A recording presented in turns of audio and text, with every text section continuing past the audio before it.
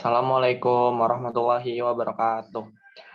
Perkenalkan kami dari kelompok 8 yang beranggotakan yang pertama ada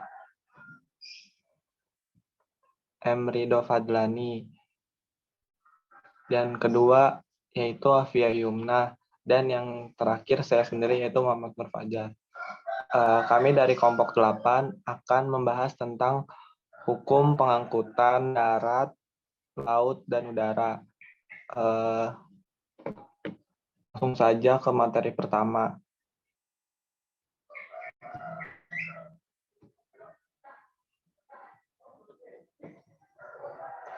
Asas-asas hukum pengangkutan. Asas-asas hukum pengangkutan itu terdiri dari bersifat publik. Bersifat publik itu ada asas manfaat, yaitu setiap pengangkutan dapat memberikan nilai, di mana nilai tersebut termasuk nilai dari bagi kemanusiaan, kesejahteraan rakyat. Kemudian kedua itu ada asas adil dan merata. Asas adil dan merata ini yaitu penyelenggaraan pengangkutan harus dapat memberikan pelayanan yang adil dan merata kepada segenap lapisan masyarakat. Yang ketiga ada asas keseimbangan. Asas keseimbangan ini yaitu pengangkutan yang harus dengan keseimbangan, yang serasi antara sarana prasarana, antara kepentingan pengendara dan penyedia jasa. Kemudian ada asas kepentingan umum. Asas kepentingan umum ini yaitu penyelenggaraan yang pengangkutannya harus lebih mengutamakan kepentingan pelayanan umum bagi masyarakat luas.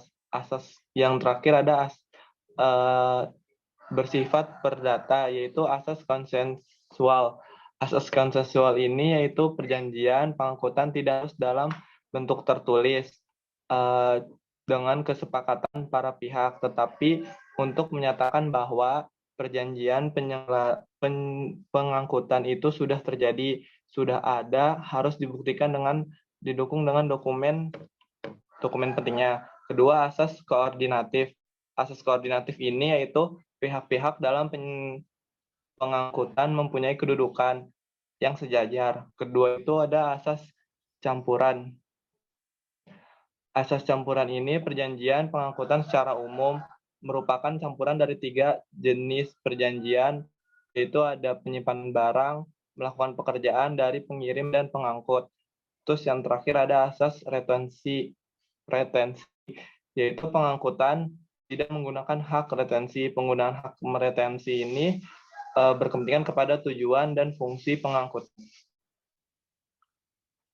Kemudian, selanjutnya. Pengangkutan secara umum. Pengangkutan secara umum ini yaitu pengangkutan dapat diartikan sebagai pemindah barang dan manusia secara tempat asal ke tempat tujuannya. Dalam hal ini unsur-unsur pengangkutan adalah ada 3. Yang pertama ada sesuatu yang diangkut, yang kedua tersedianya darat sebagai alat pengangkutnya, yang ketiga ada tempat yang dapat dilalui oleh angkutan. Berdasarkan pasal 1 angka 3 Undang-Undang Nomor 22 Tahun 2008 tentang lalu lintas, ada angkutan jalan. Angkutan adalah perpindahan orang dan atau barang dari suatu tempat ke tempat lainnya dengan menggunakan kendaraan. Jika dari pengertian di atas dapat disimpulkan bahwa angkutan adalah suatu proses atau gerakan dari suatu tempat ke tempat yang lainnya. Berdasarkan ulasan tersebut dapat diartikan bahwa pengangkutan mengandung pengertian di mana pengertian tersebut adalah kegiatan yang memuat barang atau mengangkut orang, membawa barang atau penumpang ke tempat yang lainnya. Kemudian ada para pihak dalam pengangkut. Para pihak dalam pengangkut ini ada 3. Ada pengangkut, pengirim, dan penerima. Pengangkut dan pengirim penerima ini hubungannya yaitu pengangkut itu umumnya memiliki hak tujuan yang mendapatkan bayaran dari pengirim atas kegiatan angkutan yang dilaksanakannya. Kemudian ada pengirimnya, yaitu pihak dalam pengangkutan untuk mendapatkan pelayanan pengangkutan barang oleh pengangkut yang diangkut barang-barangnya ke tempat tujuan yang tertentu. hubungan penerima. Penerima menyatakan bahwa kehendak untuk menerima barang-barang yang dikirim oleh pengirim. Maka, sejak itulah penerima mulai mendapatkan hak sesuai dengan janji khususnya dalam perjanjian pengangkutan yang dibuat oleh pengirim dengan pengangkut. Kemudian, saya serahkan kepada Saudara Ridho Fadlani. Saudara Ridho Fadlani, Baik, terima kasih moderator. Selanjutnya yaitu fungsi dan tujuan pengangkutan. Fungsi pengangkutan ialah memindahkan barang atau orang dari suatu tempat ke tempat lain dengan maksud untuk meningkatkan daya guna dan nilai. Di sini jelas meningkatnya daya guna dan nilai merupakan tujuan dari pengangkutan. Yang artinya apabila daya guna dan nilai di tempat yang baru itu tidak naik, maka pengangkutan tidak perlu diadakan sebab merupakan suatu perbuatan yang merugikan bagi si pedagang atau si penjual. Secara umum dinyatakan bahwa setiap pengangkutan bertujuan untuk tiba di tempat tujuan dengan selamat dan meningkatkan nilai guna bagi penumpang atau barang yang diangkut. Tiba di tempat tujuan yang dimaksud adalah proses pemindahan dari satu tempat ke tempat tujuan berlangsung lancar atau tanpa hambatan, sesuai dengan waktu yang direncanakan. Selanjutnya itu jenis-jenis pengangkutan dan pengaturannya. Yang pertama yaitu ada pengangkutan darat.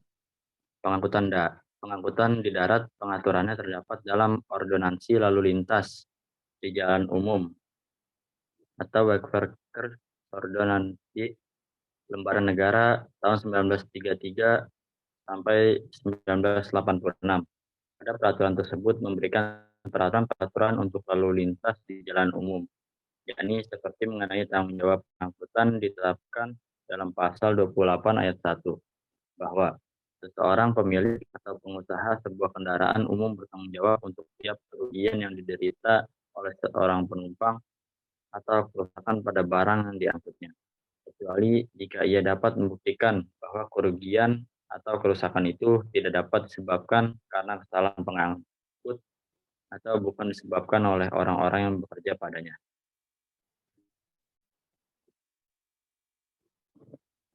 Pada pengangkutan darat, agar terjadi pengangkutan dengan kendaraan umum, perlu diadakan perjanjian pengangkutan terlebih dahulu, yang dapat dibuktikan dengan karcis penumpang atau surat pengangkutan barang.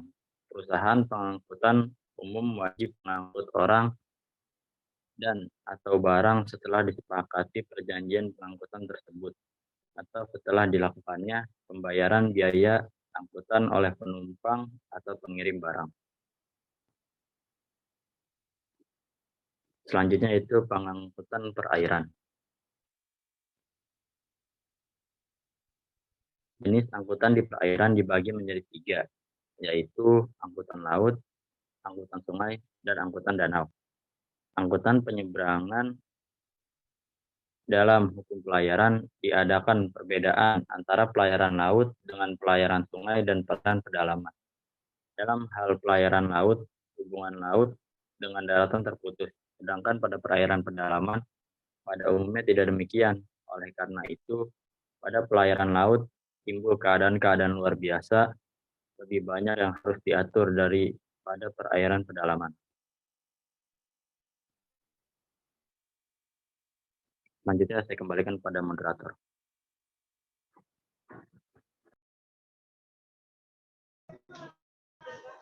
baiknya, kemudian selanjutnya kepada Saudara Fia Yumna, dipersilakan. Pengangkutan perairan. Peraturan mengenai pengangkutan laut terdapat dalam KUHP dalam buku 2 bab 5 tentang perjanjian chapter kapal. Buku 2 bab 5A tentang pengakuan barang-barang dan buku 3 bab 5B tentang pengangkutan orang. 2. Undang-Undang Nomor 17 Tahun 2008 tentang pelayaran. Undang-Undang Nomor 21 1992 tentang pelayaran. Peraturan Perundang-undangan Nomor 20 Tahun 2010 tentang angkutan perairan. 4. Peraturan Perundang-undangan Nomor 22 Tahun 2011 tentang perubahan atas Peraturan Pemerintahan Nomor 20 Tahun 2010 tentang angkutan perairan. Pengangkutan udara. Pengangkutan udara. Hukum pengangkutan udara adalah sebagian dari hukum udara. Hukum udara Indonesia dapat dibagi menjadi dua, yaitu hukum udara kenegaraan dan hukum udara keperdataan. Hukum pengangkutan udara adalah sebagian dari hukum udara keperdataan. Penyelenggaraan angkutan udara dilaksanakan untuk memenuhi permintaan akan jasa angkutan udara meliputi penerbangan komersial, termasuk penerbangan berjadwal dan tidak berjadwal, penerbangan umum dan penerbangan transmigrasi, penerbangan perintis dan penerbangan haji. Pengangkutan melalui udara di tanah air kita telah diadakan serta dikembangkan dengan baik. Mulai dari ujung barat sampai dengan ujung timur, angkutan udara telah mampu menghubungkan tempat atau kota-kota tertentu dengan waktu yang singkat karena sarana-sarana angkutan, baik pesawat maupun lapangan terbangnya telah berkembang dengan pesat. Kegiatan penerbangan dan angkutan udara di Indonesia dapat digolongkan menjadi dua macam, yaitu kegiatan penerbangan komersial dan kegiatan penerbangan non-komersial.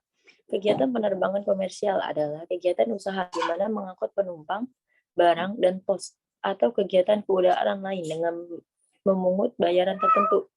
Kegiatan penerbangan non-komersial adalah kegiatan penerbangan yang bersifat untuk kepentingan pribadi, bukan untuk dikomersialkan atau memungut bayaran dari penerbangan tersebut.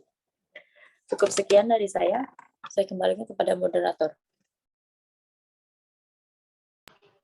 Baik, terima kasih kepada Saudara Afia Yumna dan Saudari Fadlani. Demikian dari presentasi kelompok 8. Kurang lebihnya mohon maaf. Wassalamualaikum warahmatullahi wabarakatuh.